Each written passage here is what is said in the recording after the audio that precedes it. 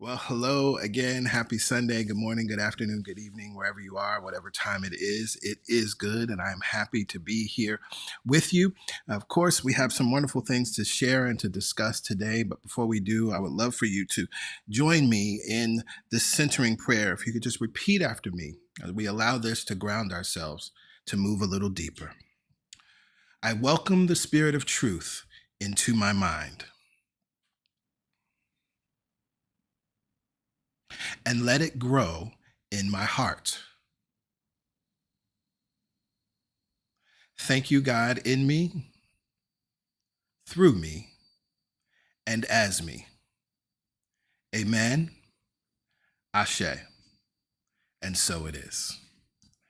Well, first, I love always to review where we began last week so we can move forward. And we started last week with the message, Who controls your imagination? I started by talking about understanding that there's this misinformation about the Bible that fear not appears 365 times in the Bible. It actually doesn't. However, fear not does appear in the Christmas story. We hear the angels say, fear not to Joseph. We hear the angels say, fear not to Mary. And we hear the angels say, fear not to the shepherds. So that idea of fear not is actually very appropriate to the time that we're in as we're looking at this story, the Christmas story, the birth of the Christ. And as I shared in that sermon, the Christ, as Neville Goddard teaches us, is our imagination. It is the imaging factor and faculty within us. And so, as I said last week, I asked the question, are you walking into 2025 with fear or without fear? And recognizing that we are celebrating the birth of the Christ, we must recognize this power and presence that's within us, and we must use the power of our imagination. We must see ourselves thriving in 2025. We must see ourselves serving and supporting the least of these in 2025. We must see ourselves protecting those whom we are able to protect in 2025. If you are not putting your intentional imagination and using the creative factor of God in you to see it before you see it, when the moment comes, you may not be able to meet it. If you missed that sermon, please go back. It's a wonderful text, wonderful sermon, and you can join us in today's sermon, Philippians 4 moment. And so I'd like to begin with asking you 3 questions. And if you're taking notes, you can write down the questions or just write down your answer, either a yes, no, or maybe. Question 1, do you know who you are? Yes, no, or maybe. And if you even want to type it in the comments, you can type it in the comments as well. All good. Do you know who you are? Yes, no, maybe. Do you understand the divine creative process? Yes, no, maybe. And finally, the third question. Do you know where your treasure is? Yes, no, or maybe. I'll give you the questions again. 1, do you know who you are? Yes, no, or maybe. Question 2, do you understand the divine creative process? Yes, no, or maybe. And question 3, do you know where your treasure is? Yes, no, or maybe. Walking confidently into the unknown requires an inner knowing. It's the inner knowing that we just heard in the song, I will trust you. Walking confidently into the unknown requires you to know who you are. Walking confidently into the unknown requires you to understand the divine creative process. And walking confidently into the unknown requires you to know where your treasure is. Now, last week in the closing of the sermon, I said that we are in what I consider a Philippians 4 moment. And I was referring to one of the most misused scriptures in the Bible. I don't know if even that's possible, but I believe it is. Definitely out of the Second Testament. It's one of the most misused and misunderstood scriptures in the text. So let's look at the text first. Philippians 4, verses 10 through 14. This is the Philippians 4 moment that I'm referring to. And of course, I'm reading from the New Revised Standard Version. Paul writes in this letter, I rejoice in the Lord greatly that now at last you have revived your concern for me. Indeed, you were concerned for me, but had no opportunity to show it. Not that I'm referring to being in need, for I have learned to be content with whatever I have. I know what it is to have little, and I know what it is to have plenty.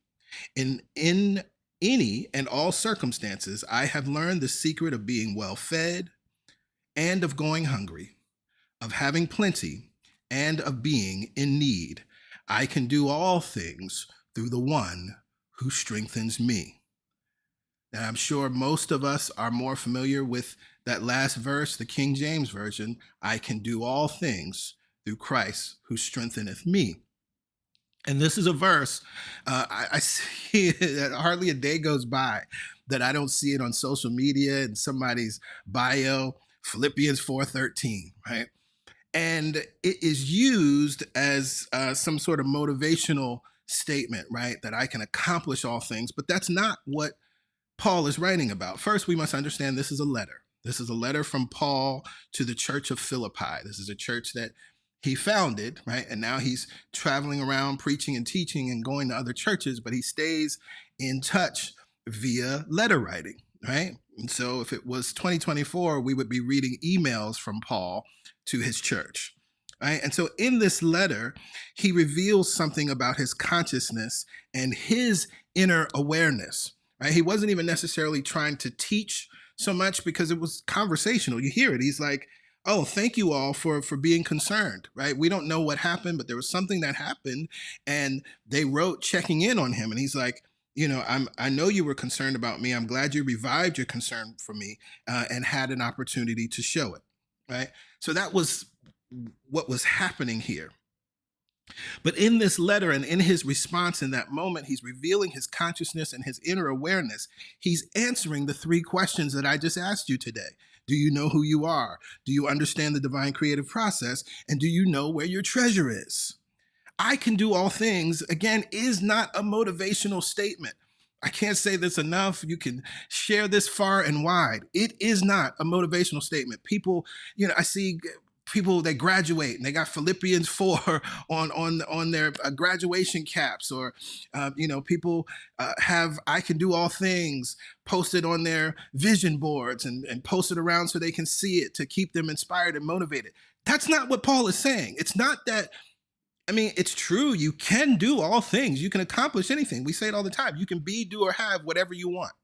Another way of saying I can do all things. But that's not what this text is saying, right? And so it's important that if we're going to use somebody's words, that we understand what they were actually saying and use them appropriately. So do not use this affirmation, use this as an affirmation to accomplish things. This is not saying you're some kind of spiritual superhero. But what is he saying? Well, let's look at it. I have learned to be content with whatever I have. This is a statement and an expression of unconditional living. This is a statement about having inner peace no matter what the outer conditions may be. And this is why I say that we are in a Philippians 4 moment, because as we may see and have a sense of what may be coming in 2025, particularly here in the United States, and particularly when we consider the incoming administration, right? We have to have an inner awareness and an inner sense to remember that we can access this space of contentment regardless of what's happening outside of us. Right? Because as much as we want to anticipate or think about the negatives that may be coming in 2025, 2025 is no different than any other year. It's one of the reasons why I love Facebook memories. I was sharing with PY. I was looking at Facebook memories yesterday. And it was people were talking about going into 2017, 2018, 2019, 2010, the way folks are talking about going into 2025 now. Right? There will always be some external condition to be concerned about. There will always be some potential external condition that you may not like. But as metaphysicians, As spiritual people, we must understand that we can learn to be content. That doesn't mean we like what's happening outside of ourselves, with whatever we have. And again, this is an expression of unconditional living.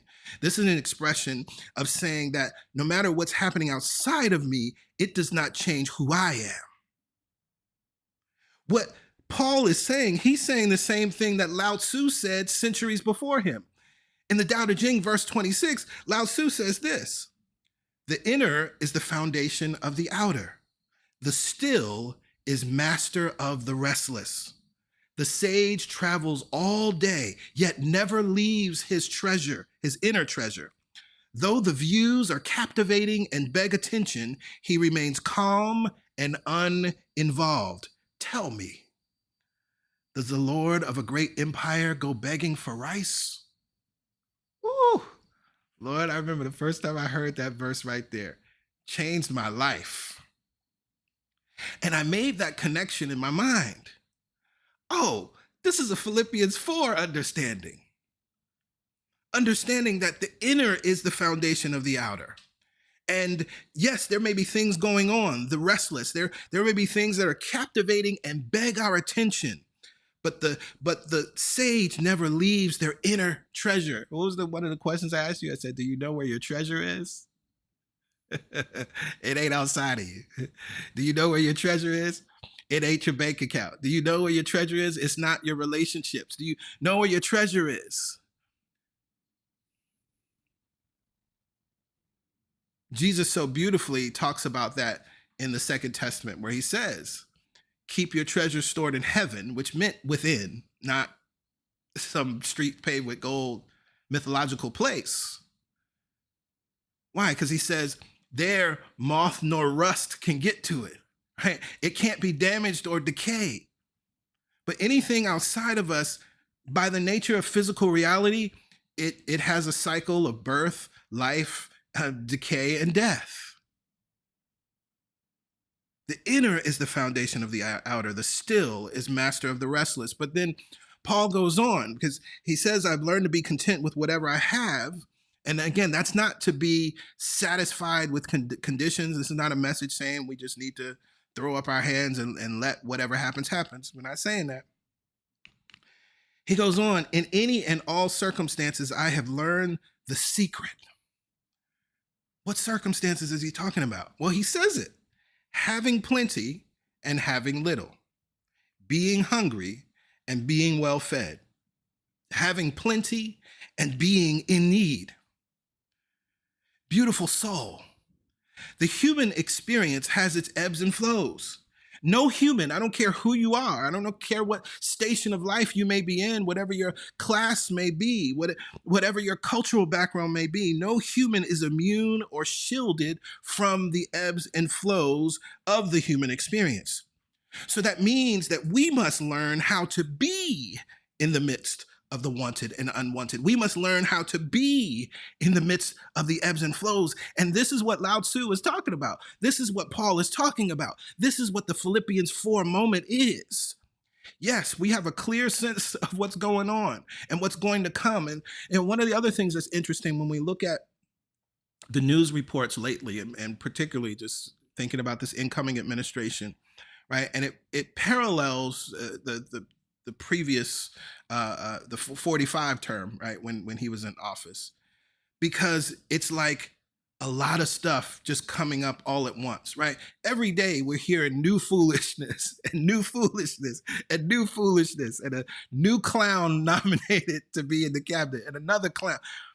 And what can begin to happen if you do not have this inner sense of stillness. And again, this contentment that Paul is talking about, stillness is a wonderful word to think about, right? That this inner sense of I am well, all is well, this inner sense of inner security, right? This inner sense of connectedness to the power and the presence of God within you, this inner sense of the one, connection to the one that strengthens you. See, when all of this stuff, you're hearing all of this news and all of these reports and all of these things are coming, if your nervous system is dysregulated, right, then you're going to simply be carried away by that. That's why what Lao Tzu says so wonderfully, though the views are captivating and beg attention. And that's a lot of what's going to be happening. Actually, that's by design, right?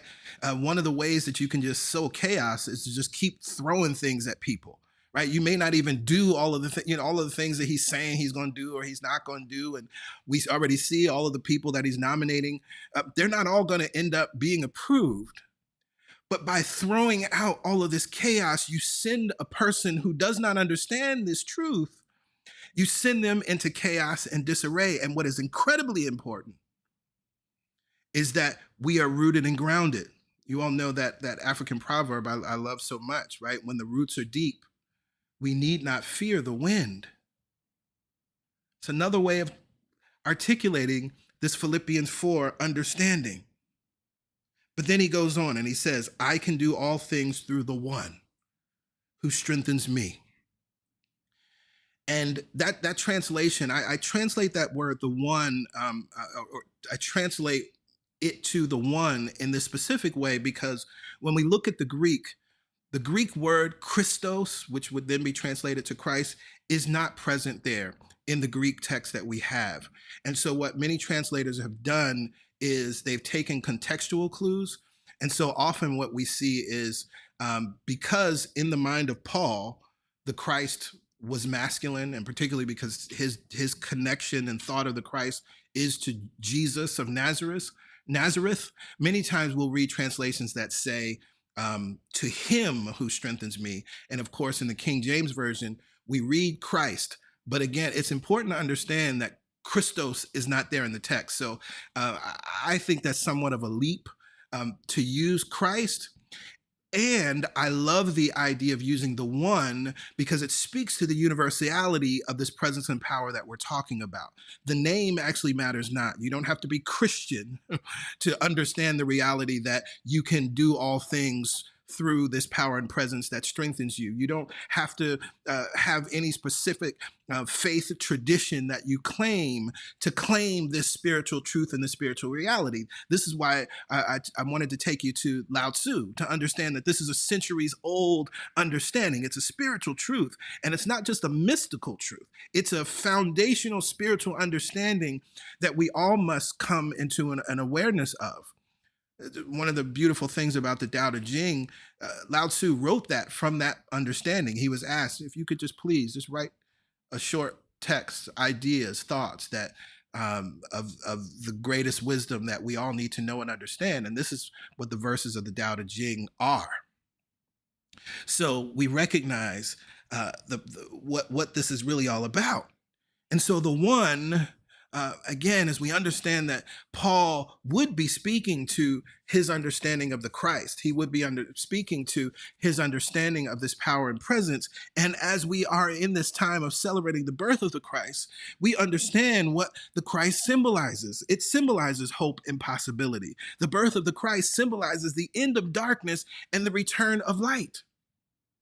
And that return of light, when it begins on December 25th, it will be subtle. It will be imperceptible to the human eye, but the days will begin to get longer. The birth of the Christ is the start of winter, but the start of winter is also the signal that spring is coming in just a few months. The Christ in you is your center of power. The Christ in you is your creative center. The Christ in you is your inner fire. And we talked about this last week, that the Christ is reflected and represents the solar plexus when we look at the chakra system. And it's interesting when we think about the chakra system, and particularly the root chakra and the solar plexus. So often the root chakra is talked about in a negative way. There's nothing negative about any of the chakras, right? And people kind of think of root chakra, they'll synonymize it as low vibration. But I want you to think of a campfire.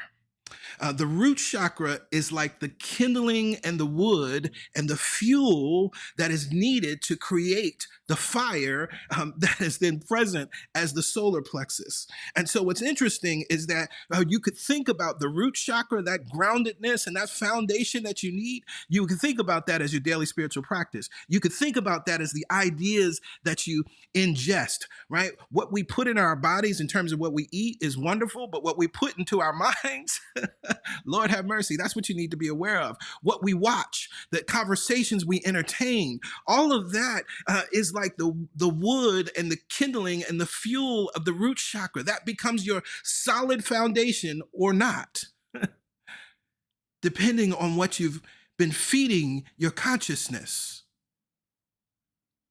And when you've been feeding your consciousness that which is beneficial, when you've been feeding your consciousness that which is constructive, when you've been feeding your consciousness that which is good, that which is pure, that which is supporting the desires and intentions of your life, then you have something that can burn, and you have this eternal flame, you have this fire. Because once you have the fire, then of course you can keep warm. Once you have the fire, you can cook. Once you have the fire, you can boil water. Once you have the fire, you can sterilize things.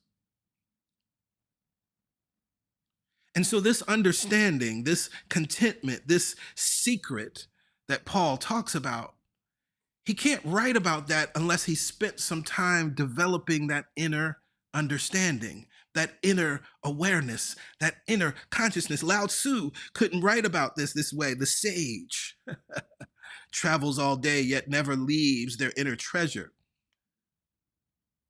And the sage is not a special person. You are a sage. You are the sage. It's just like when I refer to you and I call you metaphysicians, I'm speaking to the truth of who and what you are. The metaphysician travels all day, yet never leaves her inner treasure. Though the views are captivating and beg attention, though there's all kind of foolishness on the news, though there's all kind of warnings, though there's all kind of stuff you may have never even seen or heard before, she remains calm and uninvolved. And again, let's hear this, right? Because this uninvolved is not about, I don't care what's happening in the world.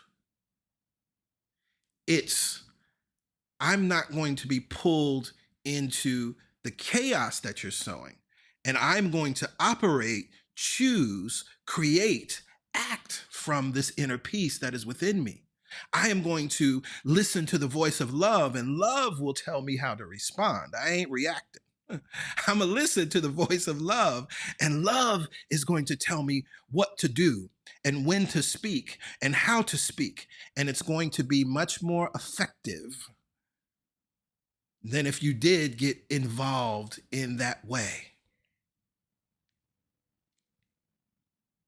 There is a strengthening power within you that enables you to walk confidently into the wanted and unwanted, into certainty and uncertainty. Walking into 2025 is a Philippians 4 moment. Walking into 2025 requires a Philippians 4 understanding. Walking confidently into the unknown requires an inner knowing, requires you to know who you are, requires you to understand this divine creative process, and requires you to know where your treasure is. And this is not simply a biblical understanding, because although I call this a Philippians 4 moment, it's a letter that a minister wrote to his people. As I said earlier, it would be an email if it was in 2024.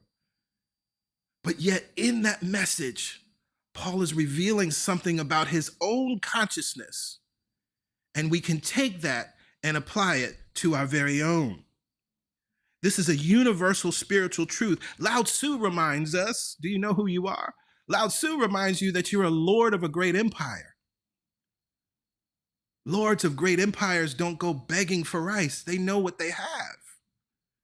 They live in a consciousness of abundance. They live in a consciousness of support. They live in a consciousness of knowing that there is something within them that strengthens them and enables them to move through the wanted, unwanted, certain or uncertain. Lao Tzu reminds us we must learn to travel all day, yet never leave our inner treasure.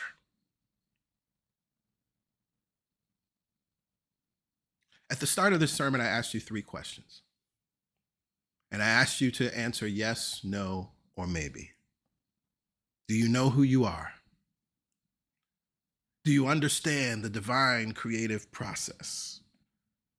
Do you know where your treasure is? And I want to leave you with this prayer, treatment, and affirmation, which speaks to those questions. Now, this is an adaptation from Spiritual Economics by Eric Butterworth, chapter 8. He closes chapter 8. The title of that chapter, by the way, is Security in a Changing World. This chapter is all about recognizing that things are going to be changing rapidly and all the time, no matter whether it's 1925 or 2025. And there's something you must know, and there's a way you must operate in order to not be swept away, but to continue to advance confidently. I would also add, y'all remember in 2020 when the quarantine started, it's when we started teaching the master classes, as we've done each summer since then. We taught spiritual economics, the Thrive series. Now might be a good time to tap back into the series and or the book, because it will support you in understanding this unconditional living and understanding this Philippians 4 understanding. And so I adapted this from how Eric Butterworth closes this chapter, because it has always impacted me. And after I read it, I sort of added some additional words to it. And so I want to give this to you. You can make it your own or expand it. I am secure.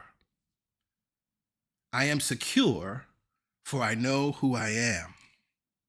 I am a holy child of God. I am free of all limits. I am safe and secure and whole. I am free to love. I am free to forgive. I am free to save the world. I am secure in all I do, for I know my oneness with the divine process. I know my oneness with the energy that creates worlds. I am secure in all that I have, for I know that my treasure is in my mind, in my thoughts, in my vibration, not in my things.